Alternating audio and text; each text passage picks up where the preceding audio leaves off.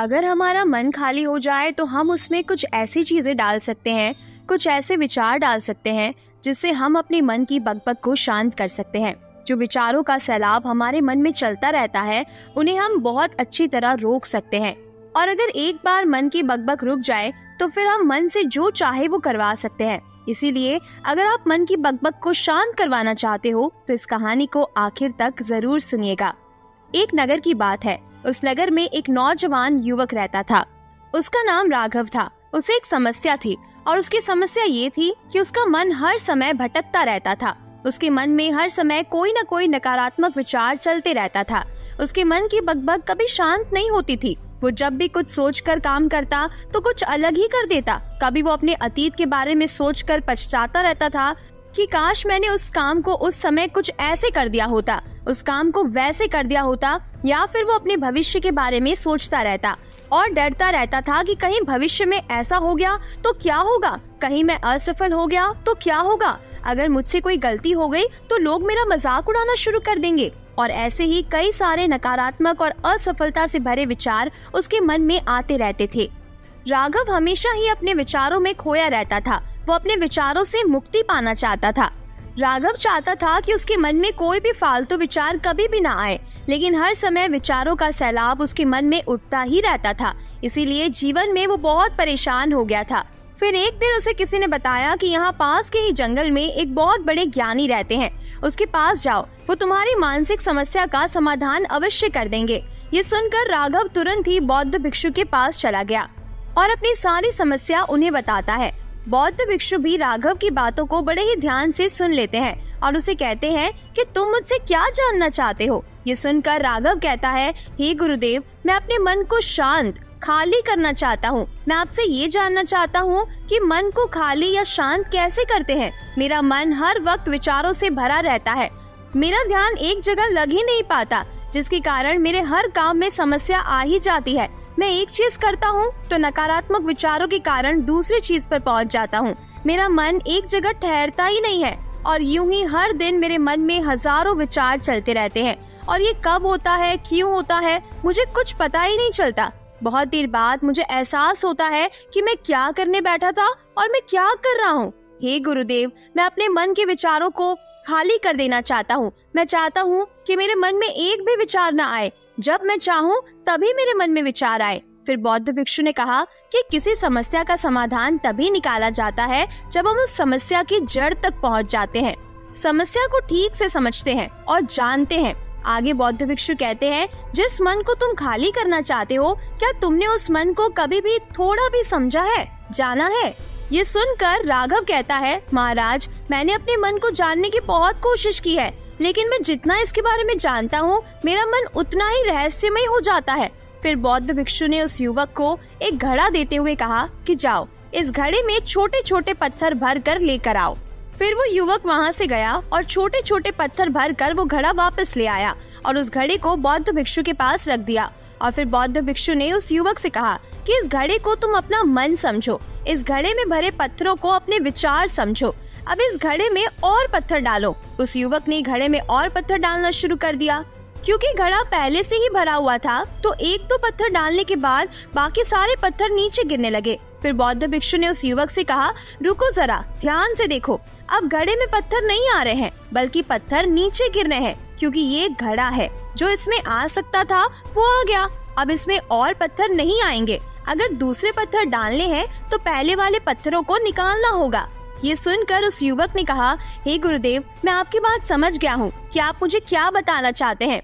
हमें अपने मन को विचारों से ही खाली कर देना चाहिए। राघव की बात सुनकर बौद्ध भिक्षु मुस्कुराने लगे और उन्होंने कहा, पहले मेरी पूरी बात तो सुन लो, उसके बाद मन को खाली कर लेना। फिर बौद्ध भिक्षु ने उस युवक से कहा, हमारा मन इस घड़े के बिल्कुल उल्टा है, क्योंकि घड़े को तुम पत्थरों से भर सकते हो, लेकिन मन को विचारों से नहीं भर पाओगे, क्योंकि मन तो हमेशा खाली रहता है। ये सुनकर उस व्यक्ति ने कहा, हे गुरुदेव, मुझे तो आपकी बातें कुछ समझ नहीं आ रही। अगर मेरा मन खाली रहता है तो फिर हम उसे खाली करना क्यों चाहते हैं?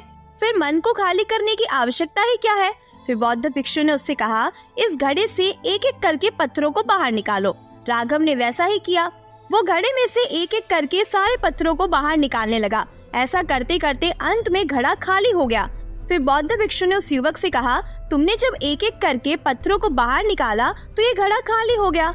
अब तुम इस घड़े में कोई भी पत्थर डाल सकते हो, फिर उन्हीं पत्थरों को दोबारा वापस में निकाल सकते हो, आधा भर सकते हो या फिर पूरा भी भर सकते हो। फिर वो युवक कहता है, हे गुरुदेव, मैं भी तो यही कह रहा हूँ कि मुझे अपने मन को खाली करना है। ये तो एक पत्थर है जिसे आसानी से निकाला जा सकता है और घड़े को खाली किया जा सकता है, लेकिन गुरुदेव मैं अपने मन को कैसे खाली करूँ? फिर बौद्ध भिक्षु ने कहा, इस घड़े में एक पत्थर डालो और 2 पत्थर वापस निकालो। ये सुनकर उस व्यक्ति ने कहा, गुरुदेव ये कैसे हो सकता है? जब इस घड़े में एक पत्थर होगा तो एक ही पत्थर निकाला जाएगा ना, 2 कैसे निकलेंगे? फिर बौद्ध भिक्षु ने कहा, ऐसा करो, इस घड़े में 2 पत्थर डालो और 4 निकालो। राघव ने कहा, महाराज ऐसा कैसे हो सकता है? ये कोई चमत्कारी घड़ा थोड़ी ना है कि 1 डालूंगा तो 2 निकल जाएंगे, 2 डालूंगा तो 4 निकल जाएंगे। ये सुनकर बौद्ध भिक्षु ने कहा, ये घड़ा तो चमत्कारिक नहीं है, लेकिन तुम्हारा मन तो चमत्कारिक है। उसमें से अगर तुम एक विचार बाहर निकालते हो तो उसके साथ 2 विचार आते हैं। जब तुम उन 2 विचारों को पकड़ते हो तो उसके साथ 4 विचार निकलते हैं और फिर ऐसा करते करते विचारों की एक लंबी श्रृंखला बनती चली जाती है और फिर तुम कहीं नहीं रुकते, एक के बाद एक विचारों को पकड़ते चले जाते हो। ये मिट्टी का घड़ा तो पत्थरों से भर जाएगा, लेकिन तुम्हारा मन कभी नहीं भरता, वो हमेशा खाली रहता है। लेकिन वो खाली नहीं करता, ये मन की माया है कि इसके पास सब कुछ है लेकिन फिर भी कुछ नहीं है। फिर राघव ने कहा, गुरुदेव मैं आपकी बात समझ रहा हूँ, लेकिन क्या मैं हमेशा अपने विचारों के जाल में ही फंसा रहूंगा? क्या मन की इस माया जाल से निकलने का कोई रास्ता नहीं है? फिर बौद्ध भिक्षु ने कहा, इस मिट्टी के घड़े में आधे पत्थर भर दो। फिर उस युवक ने ऐसा ही किया। फिर बौद्ध भिक्षु ने कहा, अब इन पत्थरों में से कोई एक पत्थर चुनो और उस पत्थर की एक छोटी सी मूर्ति बनाकर मुझे दे दो। बौद्ध भिक्षु ने कहा, मैं जानता हूँ कि तुम एक अच्छे कलाकार हो। राघव ने एक पत्थर निकाला और उस पत्थर को बौद्ध भिक्षु के सामने ही तराशने लगा। पत्थर को तराशते वक्त उसे लगा कि ये पत्थर अच्छा नहीं है। फिर उसने दूसरा पत्थर घड़े से निकाला, लेकिन उसे वो पत्थर भी पसंद नहीं आया। फिर उसने तीसरा पत्थर निकाला, लेकिन वो तीसरा पत्थर भी राघव को पसंद नहीं आया, उसका रंग अच्छा नहीं था। ऐसा करते करते उस युवक ने सारे ही पत्थरों को बाहर निकाल दिया। उस युवक को ऐसा करते हुए बौद्ध भिक्षु बड़े ही ध्यान से देख रहे थे। फिर बौद्ध भिक्षु ने उससे कहा, जो तुमने सबसे पहले पत्थर निकाला, उस पत्थर को ये समझकर तराशो कि इसके बाद तुम्हारे पास कोई दूसरा पत्थर ही नहीं है और ये एक ही पत्थर तुम्हारे पास है। फिर उस व्यक्ति ने वैसा ही किया। उसने उसी एक पत्थर को लेकर तराशना शुरू कर दिया। उसने उस पत्थर से एक बहुत ही सुंदर मूर्ति बना दी और बौद्ध भिक्षु को भेंट कर दी और बौद्ध भिक्षु से कहा, हे गुरुदेव, इस पत्थर से इतनी सुंदर मूर्ति बन सकती थी, मैं तो ये कभी सोच भी नहीं सकता था। उस युवक की बात सुनकर बौद्ध भिक्षु ने कहा, जब तुम्हारे पास और कोई दूसरा विकल्प नहीं होता तब हम उसी विकल्प में ही संपूर्ण ऊर्जा लगा देते हैं और उसी को सबसे बेहतर बनाते हैं। और जब हमारे पास कई सारे विकल्प होते हैं तो हम पत्थर चुनते भी नहीं है और मूर्ति बनती भी नहीं है। हमारा मन भी एक विचार के पीछे हजारों विकल्प खोल कर रख देता है और एक मुख्य विचार को छोड़कर उन हजारों फालतू के विचारों में उलझ कर रह जाता है। फिर उस युवक ने कहा, गुरुदेव, मैं आपकी बातों को बहुत अच्छे से समझ गया हूँ, लेकिन अब मुझे क्या करना चाहिए? कृपया आप मेरा मार्गदर्शन करें। बौद्ध भिक्षु ने उस युवक से कहा कि मन को खाली करना, उसे साफ करना 1-2 दिन का काम नहीं है, ये बहुत लंबी प्रक्रिया है। तो क्या तुम इसके लिए तैयार हो? वो युवक कहता है, जी गुरुदेव, मैं तैयार हूँ, चाहे कितनी भी लंबी प्रक्रिया क्यों ना हो। फिर बौद्ध भिक्षु ने राघव से कहा कि मन को खाली करने के लिए नकारात्मक विचारों से दूर रहना होगा और इसके कुल 6 तरीके हैं। उन्हें एक एक करके मैं तुम्हें समझाता हूँ। पहला तरीका है कि ऐसे लोगों का साथ छोड़ दो जो तुम्हें कमजोर और पिछड़ा हुआ समझते हैं, जो तुम्हें लक्ष्यहीन महसूस करवाते हैं। अक्सर हमारे आसपास ऐसे लोग होते ही हैं जो हमसे पद और धन में ऊपर होते हैं और इसी पद और धन के घमंड में वो अपने से नीचे लोगों को कुछ भी नहीं समझते। इसीलिए ऐसे लोगों के पास रहना ही नहीं चाहिए और ऐसे लोग अपने से छोटे लोगों को हमेशा यही महसूस करवाते हैं कि आप कितने छोटे हैं। इसीलिए वो छोटे लोग अपने जीवन में कुछ बड़ा हासिल ही नहीं कर पाते। इसके अलावा कई बार हमारे मित्र और घर परिवार के सदस्य भी ऐसे होते हैं जो अक्सर हमें छोटा महसूस करवाते हैं, हमें नीचा दिखाने की कोशिश करते हैं, लोगों के सामने हमारा मजाक बनाते हैं। तो ऐसे लोगों से जितना हो सके दूर रहो। ये लोग ऐसे होते हैं कि तुम्हारी नजरों से तुम्हारी गरिमा को दूर करके तुम्हें लक्ष्यहीन बना देते हैं और फिर तुम्हें खुद की काबिलियत पर ही शक होना शुरू हो जाता है। तुम्हारे अंदर खुद के प्रति नकारात्मक भावनाएं आ जाती है और ये नकारात्मक विचार तुम्हें मानसिक तनाव और चिंता की ओर ले जाते हैं। फिर बौद्ध भिक्षु उसे दूसरा तरीका बताते हुए कहते हैं कि तुम बहुत ही कम और चुनिंदा लोगों को ही अपना मित्र बनाओ। ऐसे लोगों को ही अपना मित्र बनाओ जिससे तुम कुछ सीख सकते हो, जिनकी तुम इज्जत कर सकते हो, जो तुम्हारी भावनाओं को समझ सके, जिनकी सोच तुमसे मेल खाती हो, जो जीवन में तुम्हें आगे बढ़ने में सहायता करे। हमारे जीवन और चरित्र में हमारे माँ बाप के बाद हमारे मित्रों का ही सबसे ज्यादा योगदान होता है। इसीलिए मित्रों का सही होना भी बहुत आवश्यक है। ऐसा कहा भी जाता है कि तुम उन 5 लोगों का प्रतिबिंब हो जिनके साथ तुम सबसे ज्यादा वक्त बिताते हो। अगर तुम्हारे आसपास के 5 लोग जिनके साथ तुम सबसे ज्यादा वक्त बिताते हो वो ईमानदार है, तो तुम भी धीरे धीरे ईमानदार होना शुरू कर दोगे। और अगर वो 5 लोग अमीर हैं, तो तुम भी धीरे धीरे अमीर बनना शुरू कर दोगे। कहने का अर्थ ये है कि तुम वैसा ही बन जाते हो जिस तरह के लोगों के साथ तुम अपना समय व्यतीत करते हो। किसी महान दार्शनिक ने कहा था कि तुम मुझे किसी भी इंसान के मित्रों से मिलवा दो, मैं उसके मित्रों को देखकर उस इंसान का भविष्य बता दूंगा। हमारी सबसे बड़ी समस्या ये है कि हम लोगों को ना नहीं बोल पाते। जिन लोगों के साथ हम रहना पसंद भी नहीं करते, ना चाहते हुए भी हमें उन नकारात्मक लोगों के साथ वक्त बिताना पड़ता है। इसीलिए सबसे पहले हमें अपनी जिंदगी में उन लोगों को ना कहना पड़ेगा जो लोग हमारी जिंदगी को खराब कर रहे हैं। अगर ये हमारी जिंदगी में ना हो तो शायद हम ज्यादा खुश रहेंगे। बौद्ध भिक्षु आगे कहते हैं, तीसरा तरीका है कि तुम कभी भी अपना अतीत नहीं बदल सकते, लेकिन तुम अपना भविष्य अवश्य बदल सकते हो। इसीलिए तुम्हें पूरी तरह से वर्तमान में रहते हुए उन चीजों पर, उन कामों पर ध्यान देना है जो तुम्हारे नियंत्रण में है, जिन्हें तुम आज कर सकते हो, अभी कर सकते हो। बौद्ध भिक्षु कहते हैं, मेरी एक बात हमेशा याद रखना, केवल वर्तमान में रहकर भविष्य को संवारा जा सकता है, अतीत में रहकर नहीं। इसीलिए वर्तमान में जीने की आदत डालो। चौथा तरीका है कि तुम स्वस्थ और पौष्टिक खाना खाओ।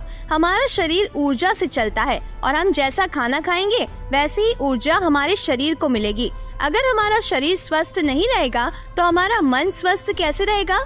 जब शरीर कमजोर और बीमार रहता है तो मन में कई सारे नकारात्मक विचार आते हैं और स्वस्थ शरीर में स्वस्थ दिमाग का निवास होता है।